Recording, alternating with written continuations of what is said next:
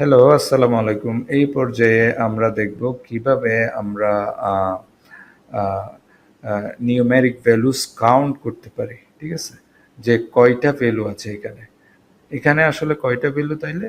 আমরা কাউন্ট করব ১, ২, ৩ এভাবে। ঠিক আছে? তাহলে এখানে একটা ভ্যালু, এখানে একটা ভ্যালু, এখানে একটা ভ্যালু। তাইলে কয়টা ভ্যালু? ৩ টা ভ্যালু, তাই না? আ তাহলে আমি যদি এখানে যাই আ আমি আমি আমার রেজাল্টটা এখানে দেখাতে চাচ্ছি যে কয়টা নিউমেরিক ভ্যালু আছে আমরা কাউন্ট করব এবং এইটার জন্য যে ফাংশনটা ইউজ করব আমরা কাউন্ট।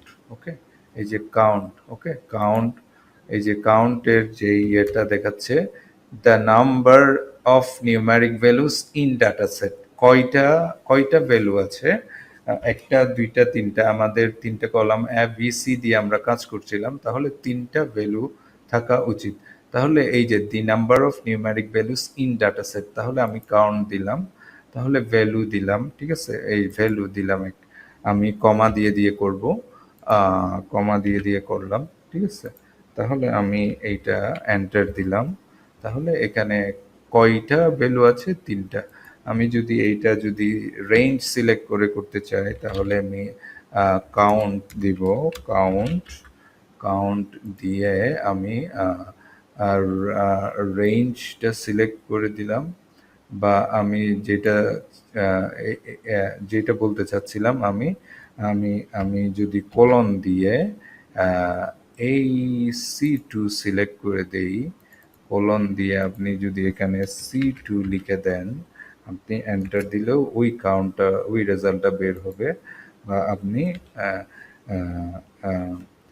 কাউন্ট দিয়ে আপনি পুরো রেঞ্জটা সিলেক্ট করে আপনি ফার্স্ট ব্র্যাকেট ক্লোজ করে এন্টার দিলেও সেম রেজাল্ট বের হবে।